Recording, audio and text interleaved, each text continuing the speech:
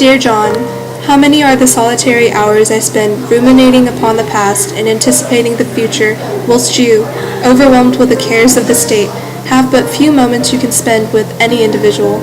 All domestic pleasures and enjoyments are absorbed in the great and important duty you owe your country. For our country is, as it were, a secondary God and the first and greatest parent. It is to be preferred to parents, wives, children, friends, and all things, the gods only excepted. For if our country perishes, it is as impossible to save an individual as to preserve one of the fingers of a mortified hand. I believe it's near 10 days since I've written you a line. In short, 2 months have elapsed since the evacuation of Boston, and very little has been done to it in that time to secure it or the harbor from future invasion. No one among us that I have heard of even mentions expense.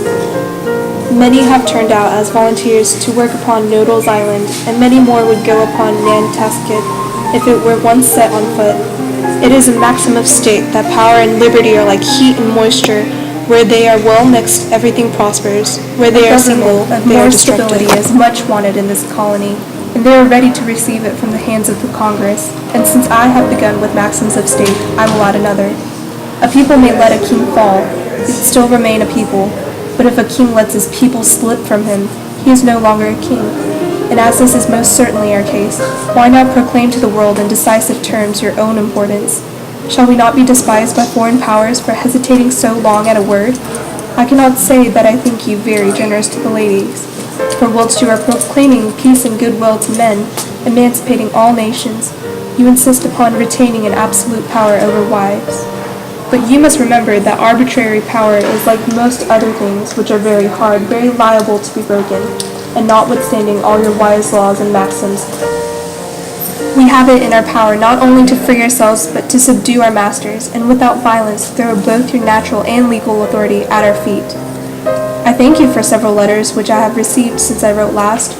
They alleviate a tedious absence, and I long earnestly for a Saturday evening, and experience a similar pleasure to that which I used to find in the return of my friend upon that day after a week's absence.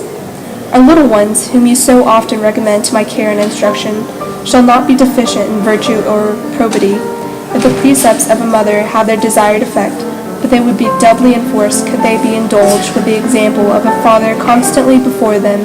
I often point them to their sire.